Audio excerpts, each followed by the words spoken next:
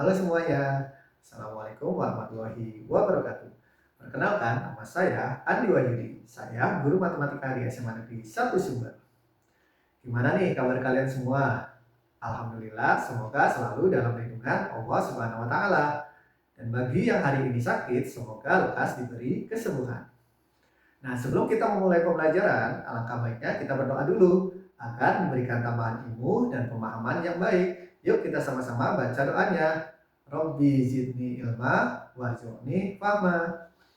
Nah, pada kesempatan kali ini saya akan membahas soal UTBK, subtes PK, pengetahuan kuantitatif. Ada dua materi yang akan saya bahas. Materi yang pertama atau soal yang pertama kita bahasnya tentang fungsi pertidaksamaan. Dan soal yang kedua saya bahas tentang statistika. Nah, sebelum kita memulai pembelajarannya, kalian siapkan terlebih dahulu ya alat tulisnya. Dan jangan lupa catat poin-poin pentingnya. Selamat belajar. Pertanyaan pertama yaitu tentang pertidaksamaan fungsi. Di sini diketahui fungsi fx sama dengan x ditambah a dibagi x dikurangi 1 dengan x-nya tidak sama dengan 1. Sedangkan fungsi gx-nya yaitu bx kuadrat dikurangi 3. Apakah f2 dikali g2 kurang dari 0? Nah, putuskan apakah pernyataan 1 dan pernyataan 2 itu cukup untuk menjawab pertanyaan di atas.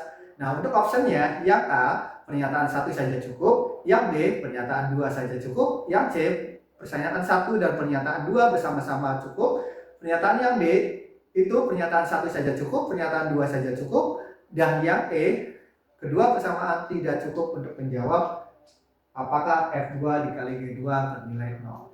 Nah, langkah pertama yang harus kalian lakukan adalah kita tuliskan dulu fungsi fx-nya. Fungsi fx-nya adalah x ditambah a dibagi x dikurangi 1. Dan fungsi gx-nya adalah 4. Fungsi gx-nya adalah bx kuadrat dikurangi 3. Nah, kita akan cari kira-kira F2-nya itu berapa sih? Nah, ada yang tahu nggak gimana cara mencari F2? Oke, benar banget. Kalian cukup ganti x-nya dengan 2. Maka diperoleh 2 ditambah a dibagi 2 dikurangi 1. Nah, 2 ditambah a dibagi 1. Jadi jawabannya adalah 2 ditambah a. Nah, gimana dengan G2? Kalau G2 ganti x-nya dengan 2, maka diperoleh b kali 2 kuadrat dikurangi 3, maka diperoleh 4b dikurangi 3. Nah, untuk mengetahui apakah F2 dikali G2 ini bernilai kurang dari 0 atau negatif, langkah yang harus kalian lakukan adalah kalian memastikan nilai F2 dan G2-nya bernilai positif atau negatif terlebih dahulu dengan mencari batas antara nilai A dan nilai B-nya. Nah, kita akan cari batas nilai A dan nilai B-nya. Tadi dari F2 kita buat aja 2 plus A lebih besar sama dengan 0. Maka A-nya lebih besar dari min 2. Nah, kita gambarkan nih teman-teman garis bilangannya. Ini sebut aja A-nya min 2. Maka dia bernilai positif nih ketika A-nya lebih besar dari min 2. Tadi ininya nilai positif, maka yang sebelah sini nilainya negatif. Nah, gimana dengan G2? G2 juga sama. Kita 4B dikurangi 3, kita cari untuk G2 yang bernilai positif. Maka dapat B-nya berapa nih teman-teman? Ya, benar banget. 3/4. Nah, sama kita tarik batasnya juga. Di sini dapat 3/4. Maka G2 akan bernilai positif jika lebih dari 3/4. G2 bernilai negatif kalau kurang dari 3/4. Nah, sekarang kita putuskan nih pernyataan yang pertama. A-nya kurang dari 5. Kita lihat. Kalau 5 itu ada di sini nih teman-teman. 5. Kalau kurang dari, berarti artinya ke sini. Jadi untuk A kurang dari 5, maka F2 ada dua kemungkinan. Yang pertama, bisa bernilai positif atau lebih dari 0. Yang kedua, F2-nya bisa bernilai negatif. Ini artinya apa teman-teman? Artinya dia ini tidak pasti. Tidak pasti hasil kali antara F2 dengan G2 itu bernilai negatif. Ini nggak pasti, bisa aja positif. Tergantung dari G2-nya. Maka pernyataan 1 ini tidak cukup. Nah, sekarang yang kedua. Yang kedua, A-nya lebih dari 1. A lebih dari 1. Kalau A lebih dari 1, 1 itu di sini nih teman-teman. Lebih dari 1. Berapa dapat F2-nya? Lihat tandanya. F2-nya positif atau negatif? positif, benar. Nah, gimana dengan G2-nya? Ya, kita cek batas B-nya. Ternyata B-nya lebih dari 0. Kalau lebih dari 0, 0 itu di sini nih teman-teman. Kalau lebih dari ke sini, berarti G2-nya ada dua kemungkinan. Bisa lebih besar, bisa lebih kecil. Nah, ini kasusnya sama seperti ini. Jadi iya nggak pasti, bisa bernilai negatif, bisa juga bernilai positif, maka dia tidak cukup. Nah, gimana kalau digabungin keduanya? Kalau digabungin jadinya kayak gini, A-nya dari 1 sampai 5, B-nya dari berapa? Dari 0 sampai 1. Nah, kita cek nih. Kalau A-nya dari 1 sampai 5. Nah, 1 sampai 5 ini nih teman-teman, yang dilalui oleh kedua garis. Nih yang dilalui kedua garis, maka F2-nya nilainya apa? Positif. F2-nya dia bernilai positif, lebih dari 0. Gimana dengan G2-nya? Mintanya dari 0 sampai 1. Ini baru 0. Satunya kita tuliskan di sini nih. Nah, ini berarti G2-nya ada dua kemungkinan. Bisa lebih dari, bisa juga kurang dari 0. Artinya apa? Sama. Nilai F2 dikali G2 tidak pasti negatif. Artinya dia juga tidak cukup. Nah, kalau tidak cukup, maka jawaban yang tepat adalah yang E. Keduanya tidak cukup untuk menjawab F2 dikali G2 bernilai kurang dari 0. Materi yang kedua yaitu tentang statistika. Di sini disajikan data banyaknya buku novel yang dimiliki oleh siswa kelas A dan kelas B. Nah, pertanyaannya adalah berapa banyak pernyataan yang benar dari keempat pernyataan yang ini? Nah, kita akan cek satu persatu. Kita cek ya. Yang pertama, modus B lebih besar dari modus A. Nah, yang tahu nggak kira-kira modus itu apa ya? Benar banget, modus itu adalah nilai yang sering muncul. Kita cari nih, kira-kira modus kelas B apa ya? Nah, di sini kita nggak tahu nih jumlah siswa kelas B. Jadi kita cari terlebih dahulu jumlah siswa kelas B. Caranya adalah karena ini A ditambah B, maka untuk mencari B adalah kita kurangkan aja 9 kurangi 9, 0, 13 dikurangi 7, 6, 10 dikurangi 3, 7, 13 dikurangi 5, 8, dan 15 dikurangi 6, 9. Nah, modus itu adalah nilai yang paling sering muncul. Kita cek di B yang paling besar adalah 9, maka modusnya bernilai 6.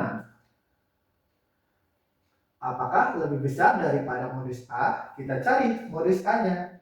Yang paling besar adalah 9. Nah, maka 6 itu kurang dari 9. Maka pernyataan yang pertama ini bernilai salah. Nah, kita cek pernyataan yang kedua. Median B lebih besar daripada median B lebih kecil daripada modus B. Kita akan cari median. Median itu apa sih?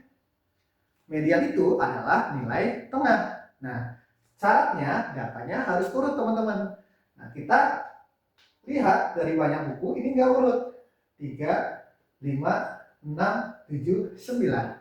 Jadi nanti datanya kita urutkan terlebih dahulu. Nah, kita cari berapa jumlah siswa dari kelas B terlebih dahulu. Kita tambahkan saja. Tambahkan 0, tambah 6, tambah 7, 13, tambah 8, 21, tambah 9, 30. Nah, ini adalah banyaknya siswa kelas B berjumlah 30. Karena datanya itu genap, untuk mencari mediannya, genap itu adalah N per 2 ditambah X, N per 2 ditambah 1 dibagi dengan 2. Maka karena N-nya adalah 30, maka untuk median kelas B adalah data ke 30 bagi 2, 15 ditambah 30 bagi 2 tambah 1 adalah data ke 16 dibagi dengan 2. Nah, kita cari nih, kira-kira data ke 15 itu berapa yang banyak novelnya? Kita urutkan dari data yang paling kecil. Nah, ini 7 tambah 8, ini 15 teman-teman. Jadi, data ke 15 itu 5 nilainya.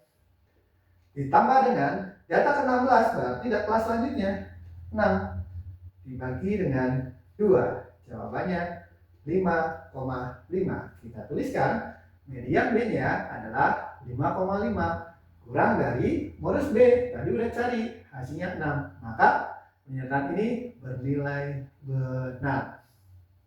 Nah, selanjutnya yang nomor 3. Modus A ditambah B. Modus A ditambah B sama dengan 4 kali median A. Kita cek aja, mana nih A tambah B yang paling besar. Nah, yang paling besar ini nih teman-teman. Maka modusnya bernilai 6. Sama dengan 4 kali median A. Kita cari dulu median A-nya. Median A. Sama, kita jumlahkan dulu. 9 tambah 7, 16. 16 ditambah 3, 19. 19 ditambah 5, 24. Ditambah 6, ini juga 30. Nah, sama dengan 30. Maka median A-nya sama aja dengan data ke-15 ditambah data ke-16 dibagi dengan 2. Nah, kita urutkan nih dari data yang paling kecil. Dari ini dulu nih. 3 tambah 5, 8. 8 tambah 6, 14. 14. Nah, kesini nih teman-teman. Karena setelah 6 itu 7. 14 ditambah 7, 21. Nah, ini artinya data ke-15 dan data ke-16 itu ada di angka 7. Kita masukkan 7 tambah 7 bagi 2. Jawabannya 7. Nah, 6 apakah sama dengan 4 dikali 7? Jelas salah. Nah, selanjutnya jangkauan. Jangkauan A lebih besar daripada jangkauan B. Yang namanya jangkauan itu adalah data yang paling besar dikurangi data yang paling kecil. Nah, kita cek dulu jangkauan A, kelas A. Mana yang paling besarnya teman-teman? 9. Mana yang paling kecilnya? 3. Maka jawabannya adalah 6. Kita tuliskan di sini 6. Sekarang jangkauan B. Mana yang paling besar? Jangan 9, karena 9 tidak ada. Pilih B itu yang paling besarnya adalah angkanya 7. Maka 7 dikurangi data yang paling kecilnya 3. Sama dengan 4. 6 lebih besar dari 4. Benar atau salah? Nah, ini bernilai benar. Jadi, kita bisa tahu dari 4 pernyataan ini, ternyata yang benar itu ada 2. Yang nomor 2 dan nomor 4. Sehingga jawaban untuk soal ini adalah C, 2. Gimana pembelajaran hari ini? Seru banget kan? Nah, dari pembelajaran kita hari ini, kita bisa menarik suatu kesimpulan tidak hanya dari segi matematika, tapi juga dalam kehidupan sehari-hari. Dalam menyelesaikan suatu masalah, permasalahan, ataupun pembuktian suatu hal, kita perlu memperhatikan 2 sisi. Tidak hanya satu sisi saja. Dan akan lebih akurat lagi hasilnya jika kita menggabungkan kedua sisi tersebut. Sama halnya dengan soal yang pertama. Untuk mencari hasil kali keduanya ganjil, kita membuktikan pernyataan 1, pernyataan 2, dan gabungan dari kedua hal tersebut. Dan tidak hanya itu, dalam kehidupan sehari-hari, kita harus melakukan suatu hal itu secara terurut sesuai dengan aturannya. Seperti kita melakukan sholat, kita melakukan wudhu, itu harus urut. Sama halnya dengan soal yang nomor 2, kita mencari suatu median, walaupun datanya itu diacak, kita urutkan dari data yang paling kecil hingga data yang paling besar. Nah, mudah-mudahan apa yang kita pelajari hari ini bermanfaat untuk kita semua. Mari kita tutup kegiatan ini dengan membaca doa penutup majelis bersama-sama.